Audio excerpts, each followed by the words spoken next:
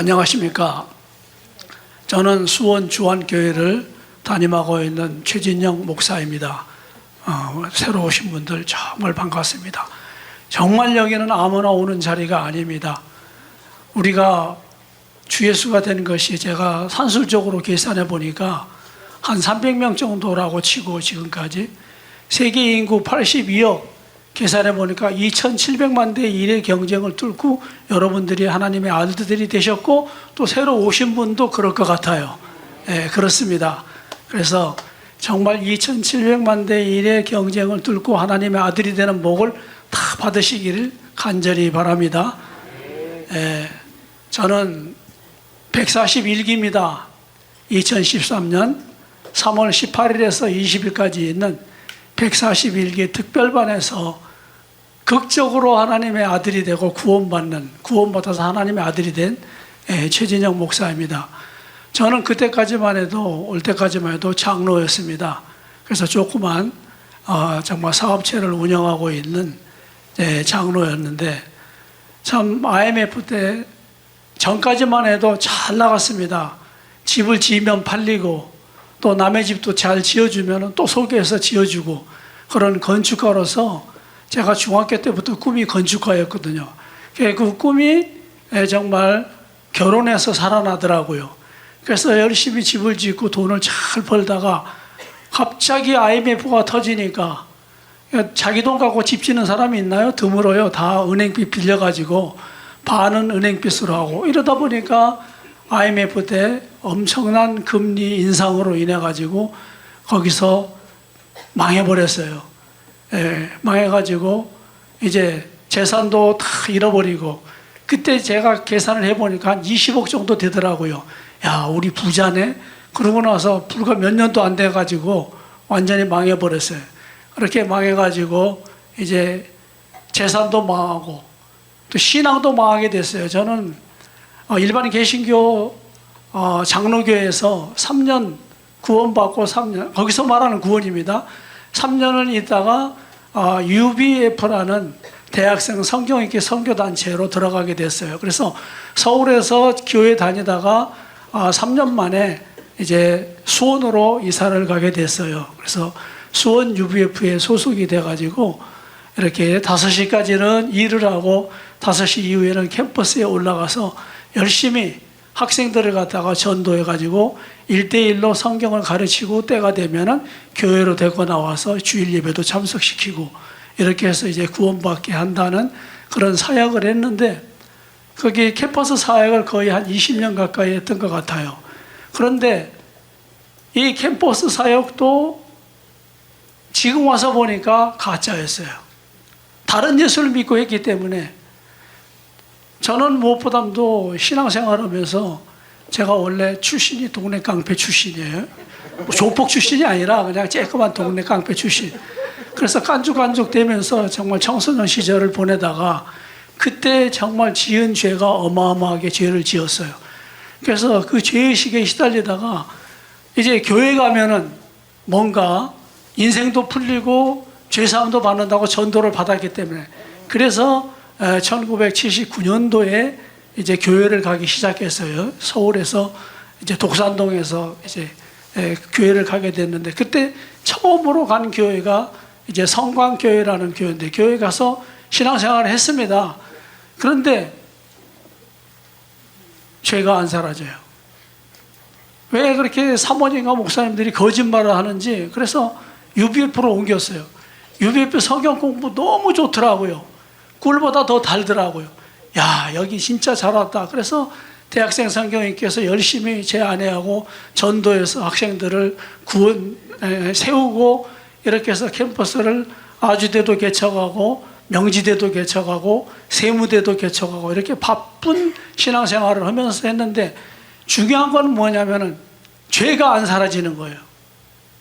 저한테는 그게 미움도 안 사라지지, 시기심도 안 사라지지, 욕심도 안 사라지지, 정욕도 안 사라지지. 정욕이 뭡니까? 이성에 대한 성적 감정을 느끼는 게 정욕이에요. 그거 들어오면은 아니 부인이 있는데 왜 그놈의 정욕이 살아나가지고 그렇게 속색여요? 근데 죄를 질 수는 없잖아요. 죄는 못 지겠더라고요. 그러니까 그런 것들이 한 번씩 올라오면은, 죄들이 올라오면 밤거리를 갖다 배회하면서 방황하는 거예요. 그러다가 집에 들어오고, 그 자체가 막 죄에 시달리는 거잖아요. 그러면은 또 아침 금식하면서 회개하고, 또 밤에 교회 가서 회개하고 눈물 흘리고, 또 열심히 봉사하면 좀 나아질까 해서 열심히 봉사도 하고 새벽 기도도 나가고 막 이렇게 해가고 좀 며칠 지나고 나면은 또 이제 괜찮아져요. 이렇게 해가고 이게 반복적으로 일어나는 거예요. 그러다가 우리 아들이 고등학교 2학년 여자애를 임신을 시켰어요. 그래가지고 자수를 한 거예요, 나한테. 그래서 이제 우리 집사람한테 이제 이야기를 했더니 우리 집사람이 기절했어요. 그래서 깨워가지고 이제 대책을 논해가지고 자기들은 안 뛰고 살겠다는 거예요. 결혼하겠다는 거예요. 좋다. 우리 기독교도 절대 낙태는 없는 거니까, 그건 살인이니까 하자. 그렇게 해가지고 이제 그들 부모들을 불러가지고 만나기로 했어요. 그냥 만났는데 토요일 날 만났어요. 그냥 만나갖고 우리가 잘못했다 그랬죠. 우리 아들이 큰 사고를 쳐서 되게 따님을 이렇게 만들었는데 우리가 책임지겠습니다. 대학교도 보내고 애도 낳게 해서 결혼시키겠습니다. 그랬더니 우리 저 사돈네가 그때 감동을 받은 거예요. 와갖고 그냥 막 딱딱거리고 그랬으면 한바탕 하고, 애기는 이제 주일날 일요일날 병원에다 예약을 해놨더라고요. 산부인과에다가 낙태하려고. 그래서 이제 그것도 취소하고 결혼하기로 해가지고 이제 이렇게 했단 말이에요. 그런데 최열고 목자집을, 제가 곧 저 UBF 때는 열국이었어요. 열국의 아비가 되라고 이름이. 그게 열국인데 최열고 목자님 가정에 이런 일이 있다니 얼마나 율법적입니까? 굉장히 율법적이에요. 이 UBF가 누가 하나 죄만 지었으면 그냥 이런 일반 교회도 그럴 거예요. 죄에 대해서 막. 그러니까 그냥 못 견디는 건데, 아예 우리 부부야 못 견디고 못 견디지만 우리 아들 딸이, 아들이랑 태어날 손주랑, 아들이었어요, 손주가 뱃속에 내 애가. 그리고 우리 며느리가 여기에서 살기가 힘들겠더라고. 그래서 할 수 없이 뼈를 묻겠다고 다짐했던 캠퍼스 사역을 버리고 뒤로 하고 나왔어요. 애들을 살리려고. 나와가는데 우리한테는 뭐예요? 신앙의 종말이에요. 야, 정말 열심히 희생봉사하고 전도도 많이 해서 정말 우리 모임이 제일 컸어요, 우리 교회에서. 그런데 이런 일을 당하더니 재산도 다 털리고 또 신앙도 털리고 또 건강도 털렸어요. 그러고 봤더니 몇 년이다가, 아니 제가 타고 온 소렌토가 다리 밑으로 떨어져 버렸어요. 3m 넘는. 그래가지고 제 안에 배창자가 터지고 우리 며느리는 척추가 8대가 나가고 큰일 날 뻔했어요. 위로 한 대 더 나가면 상반신불수, 아래로 한 대 더 나가면 하반신불수, 전신불수가 될 텐데 딱 8대만 중간에 딱딱 떨어진 거예요. 그래가지고 불수는 안 됐어요. 그러니 우리 손녀딸은 난 지 4개월인가 밖에 안 됐는데 막 울고 그냥 그 차 안이 지옥이었어요. 그런 가운데에서 그런 일도 당하니까, 아니 이렇게 열심히 주를 위해 살았는데 왜 우리 집에 IMF로 사업도 망하고 또 신앙도 망하고 건강도 망하고, 저만 온전하게 그 차에서 빠져나와가지고 막 차에서 그런 차가 뒤집혀졌더라고. 이렇게 떨어져가지고 벌러덩 뒤집어졌는데 3m에서 떨어져가지고 그랬는데 막 아웃을 울고 불고 난리죠. 우리 애기 손녀는 깍깍거리고 울고 있지. 그냥 우리 사모도, 내 집사람도 그냥 배가 아파서 그냥 꼼짝을 못하지. 며느리도 그렇지. 여기 우리 김명희 권사님도 우리 차 탔었어요. 김명희 권사님도 갈비뼈가 나갔지. 이런 그 아우성치는 지옥을 겪어가지고 거기서 이제 수습이 됐지만은, 이런 일을 겪고 나니까 신앙의 회의가 되더라고. 왜 이런 일이 있을까? 그럴 때에 여기에 먼저 우리보다 2년인가 3년 먼저 나왔던 이상근 목사님, 사모님이 우리 집사람 친구예요. 콜이 와서 이거 믿으라고. 근데 3년 전에, 사고 나기 3년 전에 우리가 거절했어. 예수님이 재림했다고 그러니까 이건 틀렸다. 기독교의 가장 중요한 게 재림인데 벌써 재림에 따라 이거는 이단이다 하고 제가 거절했어요. 그리고 3년 있다 이 사고 터지니까 우리 사모가 이종원 사모님을 콜을 한 거야. 도대체 이게 뭐냐 그래서 이종원 사모님이 책과 녹음 테이프, 주정철 목사님의 테이프를 갖다 주면서 뭐라 그러냐면, 자, 이거 들어보고 특별반 한 번만 참석해라 3일 동안. 그리고 강요 안 할 테니까 니네가 알아서 판단해라. 그렇게 해서 3년 만에 여기를 오게 돼가고 특별반 2013년 이제 3월 18일부터 이 4월 그래 고마워요. 4월 18일부터 20일까지 있는 특별반 집회에 참석해가지고 정말 극적으로 만났어요. 형체, 우리는 형체가 없다고 믿는데 형체도 성경에 보니까 있네. 그 다음에 뭐예요? 한 분 하나님, 세 분으로 믿었는데 보니까 성경에 보니까 한 분이네. 말씀 하나님이 따로 있는 줄 알았더니 성경에 보니까 말씀 하나님, 하나님 아버지의 생명이지, 그 생명이 입으로 나온 것이 말씀이지 말씀 하나님이 따로 계신 게 아니네. 또 성령 하나님이 따로 계신 줄 알았는데, 성부 성자 성령 삼위 하나님인 줄 알았는데 성경 공부를 와서 해보니까 아버지 하나님의 생명의 활동이지 성령 하나님이 따로 계신 것이 아니네. 삼위가 아니라 일이시네. 이렇게 성경을 정확하게 이렇게 가르쳐 주니까, 워낙 성경 공부를 갖다 20년 이상을 하다 보니까 다 보이는 거예요. 가르쳐 주는 대로. 그 도움을 얻은 거예요. 그래서 야, 우리가 그동안에 다른 예수를 믿었구나. 한 분 하나님을 세 분으로 나눠서 믿었구나. 그러면서 여기서 제시한 대로, 성경대로 믿었더니 그리스도가 내 안에 들어오셔서, 말씀대로 들어오셔서 저와 제 아내가 극적으로 구원을 받게 되고 하나님의 친아들이 된 복을 받았습니다. 이 복음은 정말 성경적이에요. 이 복음의 제일 큰 특징은, 저는 그래가지고 이제 7월달 8월달에 광주 집회가 있었어요. 성장반 한 달에 한 번씩 가는 그 집회에 가가지고 거기 2층 로비에, 예배실 앞에 있는 로비에 신학생 모집이라는 이 광고가 있더라고요. 제가 그거를 읽을 때 갑자기 필이 온 거예요. 영에. 야, 이 복음이라면은 내가 정말 주를 위해서 목사가 한번 돼도 되겠다. 왜냐면은 제가 죄 때문에 고생을 많이 했다 그랬잖아요. 근데 이 복음 받고 4월, 5월, 6월 말씀대로 정말 제 안에서 내가 죄를 싫어하니까 제 안에서 죄가 사라지는 거예요. 와, 이거 진짜네. 진짜 복음은 죄가 사라지는 게 진짜 복음이에요. 지금 바깥에 있는 모든 기독교는 절대로 죄가 안 사라집니다. 왜? 죄의 원형이 마귀고 사단인데, 우리가 마귀하고 사단하고, 우리가 마귀 사단하고 싸운다. 마귀 사단의 입장에서 우리는 콩할 만한 존재고 티끌 만한 존재예요. 능력이 절대로 마귀를 못 이겨요. 마귀의 생명이 뭐예요? 죄거든요. 우리 절대 죄 못 이깁니다. 죄 이기는 장사 없어요. 그런데 그리스도가 이 영원한 복음에서 그리스도가 내 안에 들어오시니까, 내 안에 계신 그리스도가 내 안에 있는 죄를 잡아먹으니까 이기는 거예요. 그래서 그리스도가 내 안에 들어오셔야 되는 겁니다. 내 안에 들어오시니까 죄는 티끌이에요. 내가 죄를 미워하고 싫어하고 죄를 지었어도 주님 죄송합니다, 이런 죄를 지는 나는 말씀대로 그리스도와 함께 죽었고 나의 실제는 예수입니다, 나의 실제는 그리스도입니다, 이렇게 내 안에 계신 그리스도를 인정하고 내가 주이신 것을 인정하니까 죄가 떠나가는 거예요. 물론 어떤 거는 10번 해도 또 안 떠나가는 것도 있습니다. 센 놈이 있잖아요. 근데 또 웬만한 것들은 한두 번이면 떠나가요.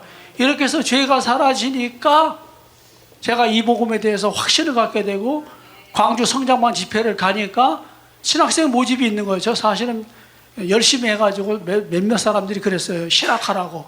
우리 바깥에 교회 그러지 않습니까? 좀 신실하고 열심히 하고 그러면은 신학하시죠, 이런 말 많이 하잖아요.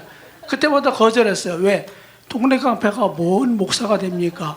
근데 워낙 이 구원의 은혜가 크니까, 죄사함의 은혜가 확실하니까, 죄가 사라지는 것이 확실하니까, 야, 이 남은 인생을 이제는 목사가 돼갖고 목회를 하면, 주를 위해서 살면 되겠다, 이게 오는 거예요.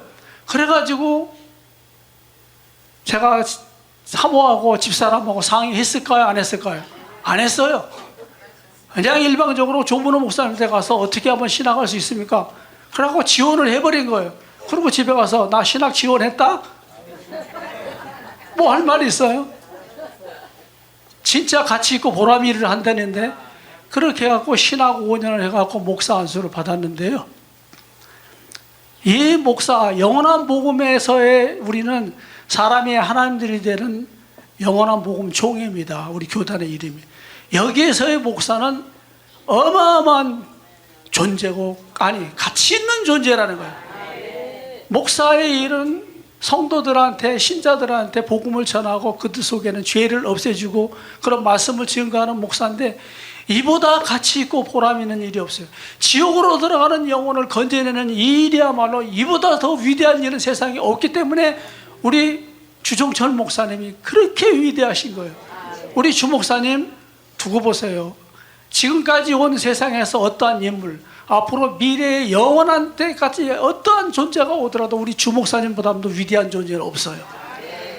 앞으로 수천억 하늘의 별과 같은 많은 영혼들이 영원한 복음으로 구원을 받을 텐데, 하나님의 아들이 될 텐데, 그들이 뭡니까? 누구 때문에? 우리 주종철 목사님, 해를 입은 한 자가 내놓은 영원한 복음 때문에 그들이 구원받는 거거든요. 내가 구원받고 여러분들 그렇지 않습니까? 그러니까 우리가 주 목사님을 존경하지 않을 수가 없고, 사랑하지 않을 수가 없고, 신뢰하지 않을 수가 없어요. 야, 내가 주 목사님 안 만났더라면 큰일 날 뻔했다. 여러분, 말이 지옥이지 불지옥이지 가보세요. 가스불에도 손만 1초만 돼도 뜨거워가고 되는데, 그 뜨거운 물것에서 어떻게 살아요? 영원토록. 어떻게 쉬는 때가 있어요? 밤에는 쉬게 해줍니까? 아니요. 밤낮으로. 계시록 21장 10절에 그랬잖아요. 밤낮으로 불타는 영원한 지옥불에서 밤낮 고통을 받는다고. 여기에서 건진받게 해준 이거야말로, 이건 정말 누구 말 맞다나 뭐 머리를 뽑아가고 집신을 만들어서 신어도 여한이 없는, 부족한, 다함이 없다 그랬잖아. 이러한 은혜를 참 받게 해주시고, 이러한 어마어마한 은혜를 주신 하나님 아버지께 감사드리고, 무엇보다도 주 목사님께 감사를 드립니다. 그럼 이제 오늘 본론으로 들어가겠습니다. 자, 오늘 말씀의 제목은 구원이란 무엇인가입니다. 구원. 여러분, 구원은 우리 기독교의 최고의 큰 화두예요. 구원받다니. 모든 종교가 다 그래요. 구원받기를 원해요. 질병에서 구원받고, 가난에서 구원받고, 죄에서 구원받고, 뭐든지 구원받기를 원해요. 근데 이 구원이라는 게, 우리 기독교의 구원은 뭐예요? 기독교의 구원이 지금 여기 말고 바깥의 구원은 완전히 잘못됐어요. 구원이. 그래서 구원 못 받은 거예요. 그래서 오늘 구원이란 무엇인가 말씀은, 자, 우리 히브리서 9장 보시겠습니다. 히브리서 9장 28절 말씀입니다.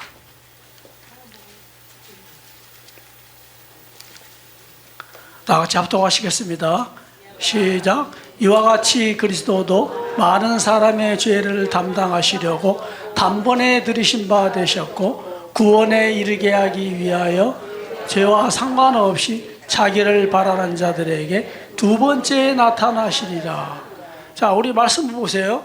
이와 같이 그리스도도 많은 사람의 죄를 담당하시려고 단번에 들이신 바 되셨고, 여기까지가 한 단락이라고 보면 돼요. 여기까지가 뭐냐? 십자가 사건이에요. 예수 그리스도의 십자가 사건. 예수님이 십자가에서 단번에 죽으심으로 말미암아 우리 인류의 과거, 현재, 미래의 죄를 싹 다 해결하셨어요. 짊어지고 가셨어요.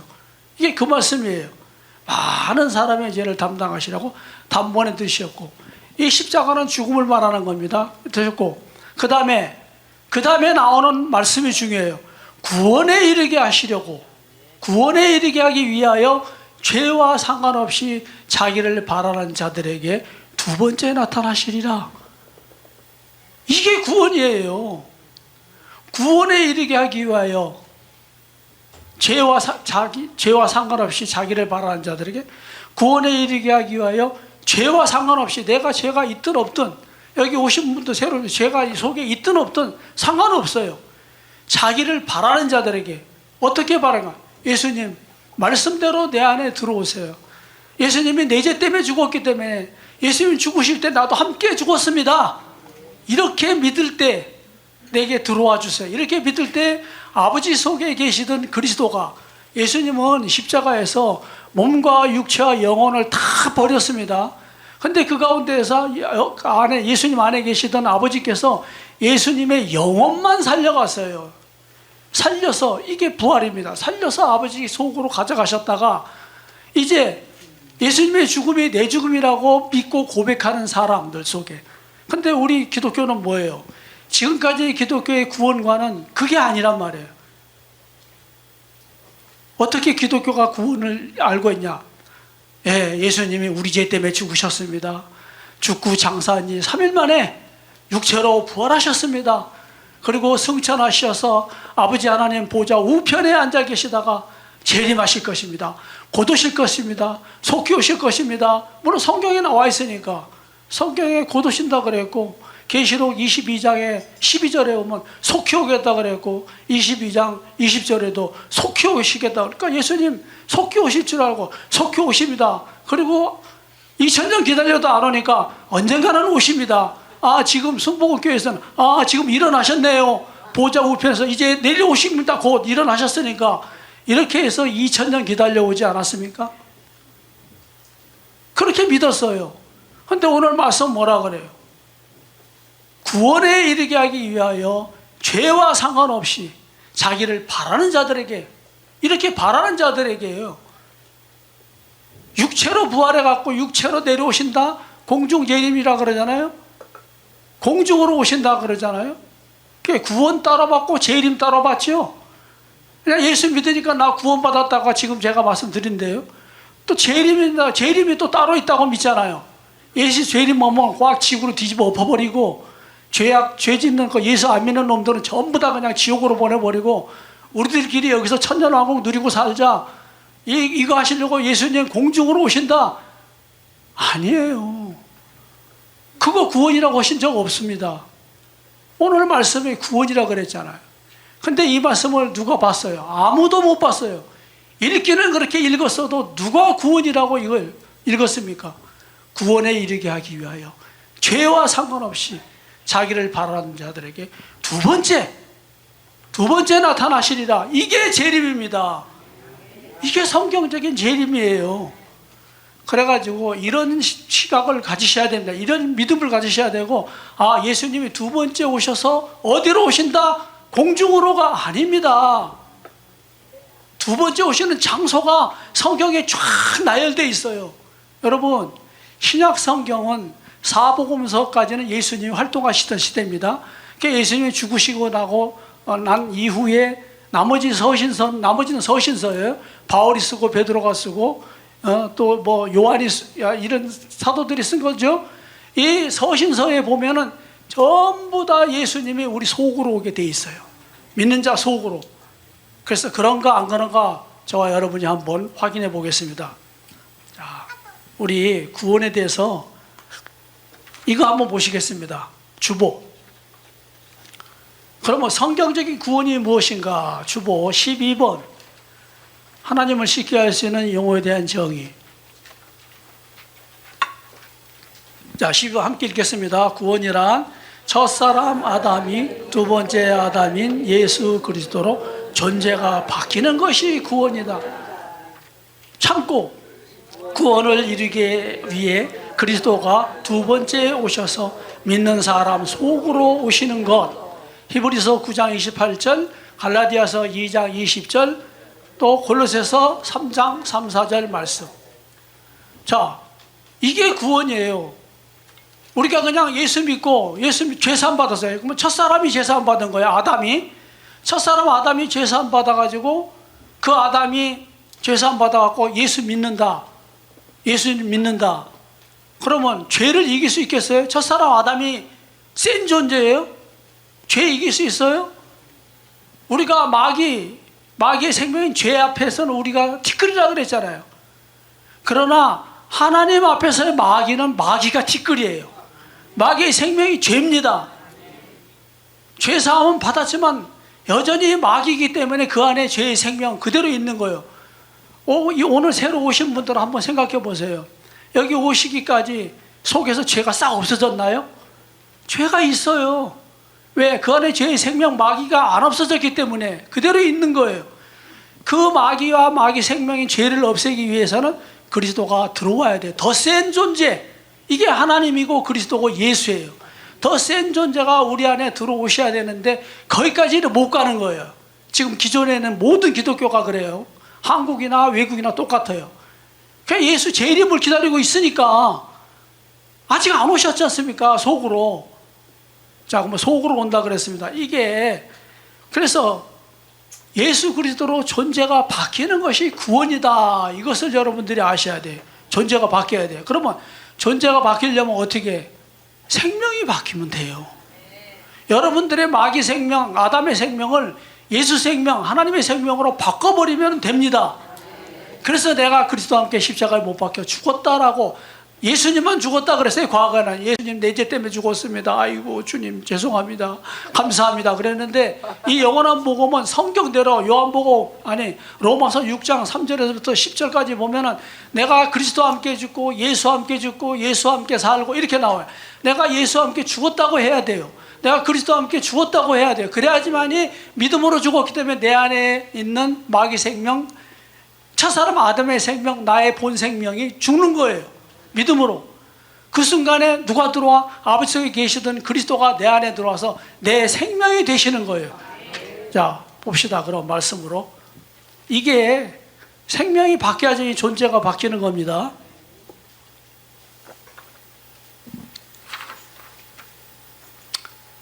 자, 우리 말씀으로 갈라디아서 2장 20절 보겠습니다. 자, 이렇게 고백할 때 내 안에 그리스도가 들어오신다 그랬습니다.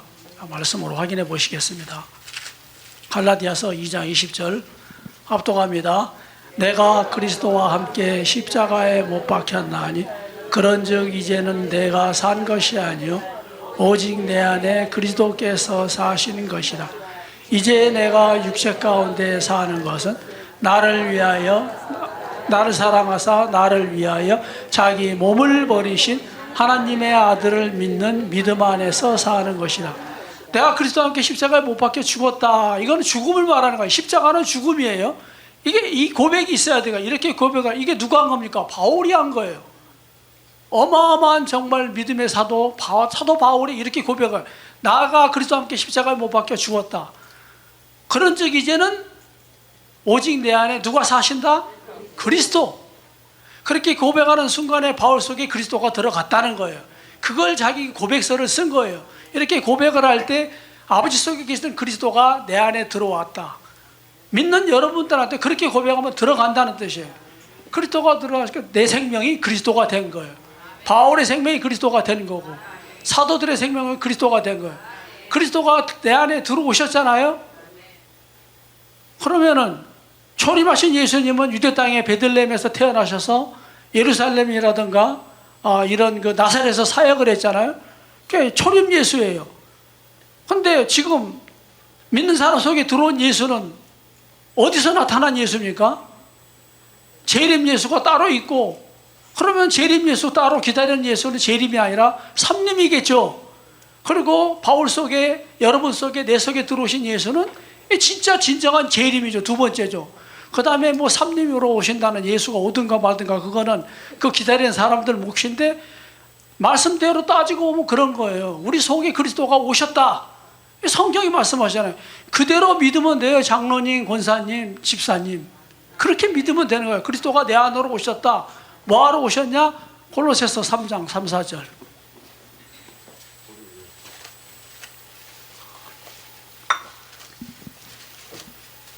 골로새서 3장 3, 4절 합독합니다. 이는 너희가 죽었고 너희 생명이 그리스도와 함께 하나님 안에 감추었으니. 4절, 우리 생명이신 그리스도께서 나타나실 때 그때 너희도 그와 함께 영광 중에 나타나리라. 자, 우리는 죽었어요. 우리 생명이 그리스도와 함께 하나님 안에 감췄어요. 우리 옛사람은 하나님 속으로 들어가 버렸어요. 그러니까 4절에 뭐라 그래요? 우리 생명이신 그리스도, 내 생명이 그리스도가 됐다는 거예요. 생명이 바뀌었다는 것은 존재가 바뀌는 거예요. 제가 이런 생각을 해봤어요. 개가 있는데 개 속에는 개 생명을 빼버리고 쥐새끼 생명을 넣어놔서 쥐생명을, 그러면 생기기는 개처럼 생기는데 생명이 바뀌었으니까 보기에는 개는 개인데 쥐처럼 찍찍찍거리고 쥐처럼 행동할 거예요. 왜? 생명이 바뀌었으니까. 우리가 과거에는 마귀 생명을 봐서 마귀처럼 죄만 지었는데 어때요? 이제 생명이 바뀌니까 그리스도로, 그리스도가 그랬잖아요. 그리스도, 우리 생명이신 그리스도, 예수 그리스도 안에 있었던 예수님의 생명이 내 생명이 됐다는 거예요. 그래서 예수님은 십자가에서 몸과 육체를 버려야 되는 거예요. 몸과 육체가 사흘 만에 육체로 부활했다라고 믿는 이거는 다른 예수예요. 성경에 없는 예수예요. 우리 그동안에 속았던 겁니다. 여러분들은 속지 마세요. 이제는 성경을 제대로 보세요. 성경대로 믿으시면 확실하게 구원받습니다. 그러니까 내 생명이 뭐가 되었다? 그리스도가 되었다. 그러니까 내가 그리스도 예수가 되었다. 생명이 내 영혼을 구원하고 내 영혼을 구원한 생명이 내가 계속해서 이 영혼 그리스도와 함께 내 안에 있는 죄를 갖다가 쫓아내고 밟아 죽이고 없애버리니까 내 몸에 그때마다 내 몸에 남아있던 죄들이 사라지고 내 몸에 그리스도가 채워지니까 내가 그리스도였다가 내 몸이 내가 육체를 그리스도가 육체를 얻으면 예수가 되는 거잖아요. 그래서 내가 그리스도 예수가 되는 거예요. 그리스도 예수. 내 생명은 그리스도다. 생명이 바뀌었다. 뭘로 바뀌었다? 그리스도로 바뀌니까 내가 누가 됐다? 그리스도 예수가 됐다. 주 예수가 됐다는 뜻이에요. 예수로 존재가 바뀌면 주 예수가 되는 거예요. 저 11시까지 하는 거죠? 12시까지. 네, 맞죠? 12시까지. 내가 그리스도가 된 거예요. 예수가. 그래서 그리스도는 아까 뭐라고 했어요? 그리스도는 로마서 9장 5절에 보면 세세에 찬양받으실 하나님이라 그랬어요. 그리스도는. 또 디도서 2장 13절에 보면은 우리의 크신 하나님 예수 그리스도의 나타나심을 기다리게. 예수 그리스도는 크신 하나님이에요. 우리 속에 들어오신 분이 크신 하나님이에요. 우리가 하나님이 된 거예요. 왜? 하나님이라는 것은 여호와 하나님 아버지, 이 여호와 하나님의 이름은 여호와고 하나님은 여호와 하나님 아버지의 성이에요. 생명이에요. 다시 말하면 저라면 제가 최씨거든요. 최가 우리 하나님 아버지의 여호와 하나님 아버지의 성이 하나님이에요. 그러니까 우리가 하나님의 생명을 받았기 때문에 우리가 성이 하나님이라는 것이지 우리가 여호와 하나님은 절대 될 수가 없죠. 여호와 하나님은 고유명사 딱 한 분뿐이에요. 유일하게 우주 가운데. 그분은 우리의 아버지시다.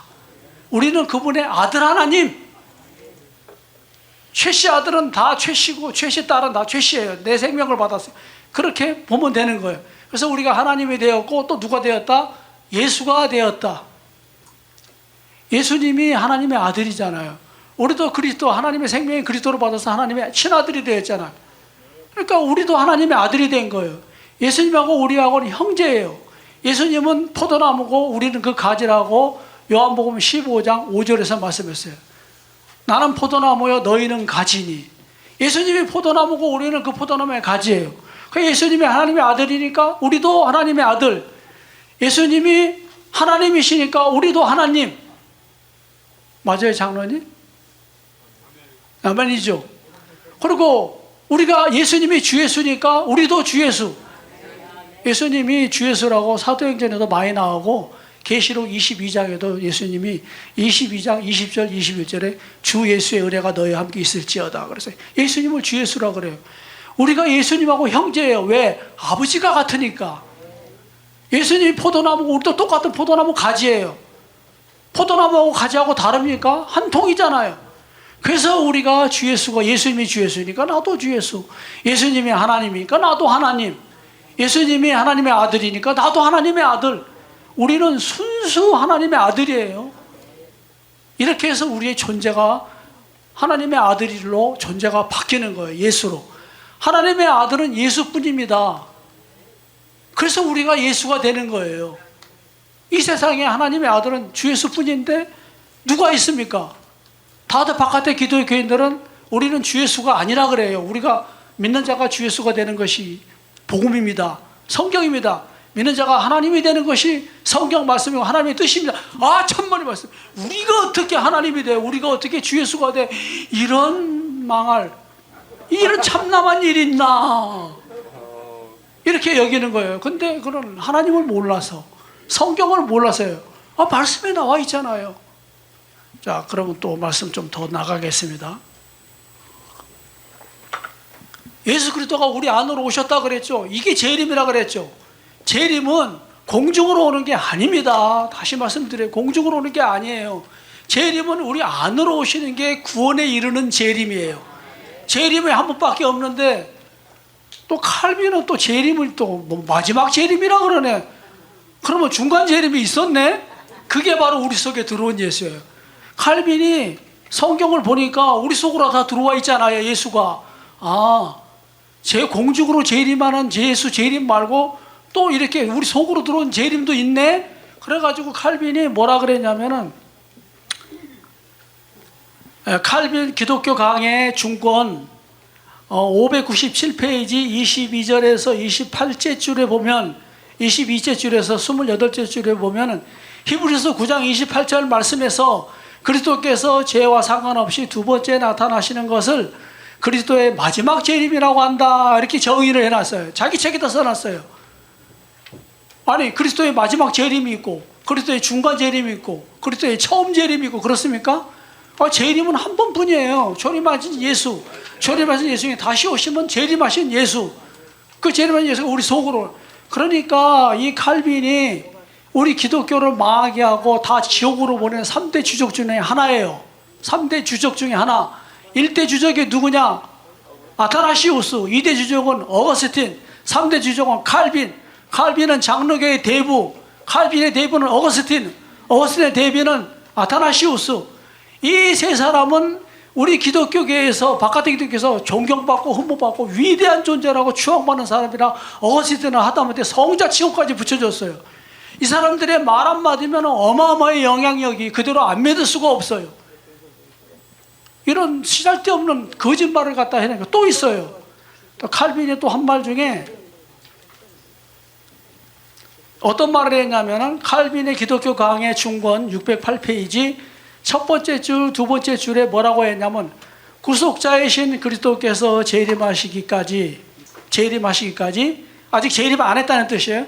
모든 것들이 미결에 있는 상태다. 그리스도가 재림해야지만이 완결이 된다는 거예요. 맞죠?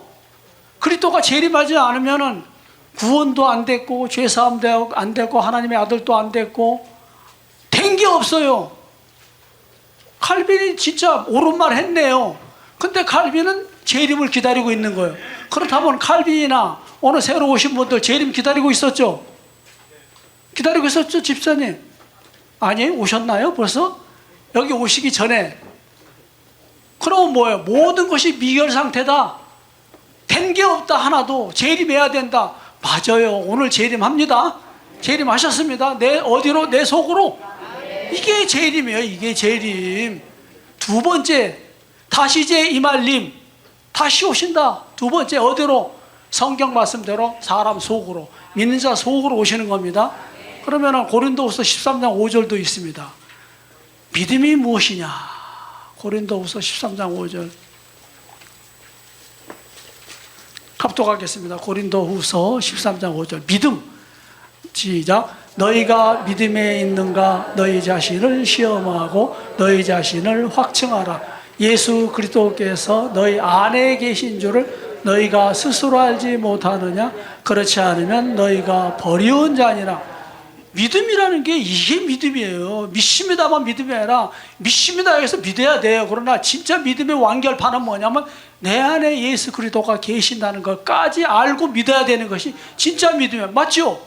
이렇게 믿는 게 재림하신 예수예요. 구원에 이르게 하기 위하여. 여러분들이 죄가 있든 상관도 상관 안 해요. 그리스도가 들어오시면 그때부터 없어지니까, 죄사함이 되니까. 내 안에 예수 그리스도가 계시다는 거. 내 안으로 예수 그리스도가 오셨어요. 육체로 오신 건 아닙니다. 그러니까 육체로 오시면 안 되는 이유가 있잖아요. 어떻게? 지금 바깥에 기도는 육체로 재림해갖고 아버지 보좌 우편에 앉아 계신다고 믿고 있잖아요. 그분이 육체로 강림하신다고 기다리고 있어요. 공중으로 구름 타고. 보니까 구름 타고가 많이 있더라고요. 구름 타고 오신다. 내가 하늘 구름을 타고 온다. 막 이런 말씀들이 많이 있는데 그거는 다른 말씀이에요. 어떻게 우리가 구름을 탑니까? 구름은 말씀이에요. 말씀을 타고 말씀으로 오신다는 거예요. 그래서 예수님은 우리 안으로, 믿는 자 속으로 들어오시는 것이, 이것이 믿음이다. 믿음이 있어야 구원받죠. 그렇지 않아요, 권사님? 믿음이 있어야 구원받지 않습니까? 야, 정말 감사하네요. 그 다음에 에베소서 3장 17절 하나 더 보시겠습니다. 자, 그리스도가 어디로 오셨는가? 그러니까 서신서를 보면 볼수록 다 보면 그리스도가 우리 사람 속으로 들어오시는 거예요. 에베소서 3장 7절, 17절 말씀입니다. 압도갑니다. 믿음으로 말미암아 그리스도께서 너희 마음에 계시게 하옵시고 너희가 사랑 가운데서 뿌리가 박히고 터가 굳어져서. 아멘. 믿음으로 말미암아 그리스도께서 너희 마음에 계시게 하옵시고. 자, 마음이 어디에 있습니까? 사람 밖에 있습니까? 속에 있습니까? 내 안에 있잖아요. 속에. 마음은 내 속에 있는 거예요. 그러니까 믿음으로 말미암아 우리가 믿음으로 그리스도와 함께 죽었다고 믿음으로 고백을 하니까 그리스도가 그 순간에 우리 속으로 번개보다 빠르게 들어오셨습니다. 어디로? 내 마음으로. 내 마음은 내 속이잖아요. 내 영혼 속으로 들어오신 거예요. 그리스도는 두 번째 내 마음으로 내 속으로 오신다. 이런 성경적인 증거가 너무 뚜렷하지 않습니까?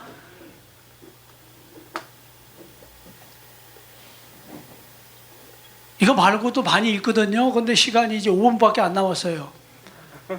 그리스도의 3대, 그리스도를 망하게 만든 3대 주적 중에 오늘 칼빈이 두드러 맞는 날인데, 이런 사람들의 이 쓸데없는 이 거짓말들로 쓴 이 기독교, 사실은 기독교 강요가 1536년에 1판이 나왔어요. 초판이. 그리고 여러 번 더 나왔는데 6장으로 되어 있는데 총 천재라 그랬대요. 이 칼빈을. 천재가 나타났다. 뭐 21살에 이걸 썼다든가 뭐 그런 말이 있더라고요. 그런데 사람들은 그것만 보고 추앙을 했는데, 그런 사람들의 맞는 말도 있지만 그 책 속에서 틀린 말, 중요한 것들, 그 중요한 말씀들을 우리가 바깥의 기독교인들이 가지고 믿었기 때문에 구원을 못 받은 거예요. 자, 칼빈의 예정론이라고 있습니다. 칼빈의 예정론은 어마어마해요. 이 칼빈, 우리 칼빈 대학 나온 분들도 있잖아요. 이 대학원 나온. 이 칼빈의 예정론은 어떤 신학자, 어떤 목사님도 나는 뼛속까지 칼빈주의자다 이렇게 말하는 칼빈. 특히 칼빈의 예정론은 뭐냐? 제가 지금 읽어드릴게요. 자, 칼빈의 예정론 기독교 강요 중권 505페이지 둘째 줄에서 11째 줄에 칼빈이 뭐라고 써놨냐면, 어떤 사람은 구원에 이르도록 어떤 사람은 멸망에 이르도록 하나님이 영원한 선택의 결정에 의해서 예정하셨다. 그러니까 어떤 사람은 구원받기로 예정됐고 어떤 사람은 버리기로 예정됐다. 그러면 하나님은 불공평한 하나님, 불공정한 하나님, 이런 하나님 못 믿어. 왜 내가 뭔 죄가 있어요? 내가 뭐 지옥 가기로 결심했습니까? 하나님이 날 지옥 가기로 해놨다면서요. 이렇게 따지면 뭐라 그럴 거예요? 성경에 보면 우리 하나님은 공의 하나님이라고 많이 나와요. 아브라함도 하나님 공의 하나님 아니십니까? 의로운 자가 하나가 있으면은 저 소돔 고모라 성을 불로 태울 겁니까? 그러니까 하나님이 알았다 네 말대로 그래 5명만 있으면 10명만 있으면 내가 안 할게 했잖아요. 왜? 하나님은 공의 하나님이기 때문에 의인과 죄인을 한꺼번에 멸망 안 시켜요. 죄인만 멸망시키지. 이런 걸 말하는데 이렇게 예정론은 그래서 우리 형님이 순복음교회 은혜와 진리교회 다니는데 그러더라고. 내가 전도한다 그러니까 그 사람은 하나님이 버리기로 예정해 놨으면 어떻게 구원 못 받을 텐데 무슨 소리냐고. 오늘 말씀에 나와 있지 않냐고. 죄와 상관없이 자기를 바라는 자들에게 두 번째 오신다. 이게 예정론을 깨는 말씀이에요. 히브리서 9장 28절. 히브리서 9장 28절. 이와 같이 그리스도도 많은 사람의 죄를 담당하시려고 단번에 들으심 받으셨고 구원에 이르게 하기 위하여 죄와 상관없이 자기를 바라는 자들에게 두 번째 나타나시리라. 자기를 바라는 자들에게. 우리가 바라면 오시는 거예요. 말씀대로 믿고. 그러면 예정론은 아니잖아요. 내가 선택하는 거지. 자, 이런 말씀 통해 볼 때 지금 바깥에 있는 전 세계 기독교인들은 지금 예수 재림 기다리고 있죠. 그러면 구원 받았습니까? 못 받았습니까? 못 받았죠. 교회입니까? 아닙니까? 교회 아니에요. 계시록 22장 16절에 나 예수는 교회들을 향하여 너희를 위하여 찾아봅시다. 계시록 22장 16절. 빨리 읽겠습니다. 제가 읽을게요. 나 예수는 교회들을 위하여 내 사자를 보내어 이것들을 너희에게 증거하게 하였노라. 나는 다윗의 뿌리요 자손이니 곧 광명한 새벽별이라. 다윗은 3000년 전 다윗이 아니라 믿음의 다윗이에요. 믿음의 다윗. 그래서 예수님이 믿는 이기는 자들 우리의 생명이 되시고 우리의 뿌리가 되신다는 거예요. 뿌리가 생명을 말하는 그러니까 예수가 된 사람들이 교회에 있다는 뜻이에요. 예수 된 사람들이 자식을 낳으면 또 예수를 낳잖아요. 그걸 말하는 거예요. 그래서 정말 예수님이 재림을 하셔야지 우리 안으로 두 번째 오셔야지만이 이것이 구원이고, 그렇기 때문에 재림 기다리는 모든 기독교는 망했다, 하나도 구원받은 사람이 없다, 이것이 하나님의 말씀이고 진리입니다. 하나님 아버지 은혜를 주셔서 감사합니다. 말씀대로 다 우리에게 이루어질 줄 믿고 감사하며 주 예수님으로 말미암아 주 예수님의 생명을 받고 주 예수가 되는 하나님의 아들 최진영 목사 감사하며 축복하며 기도합니다. 네, 감사합니다.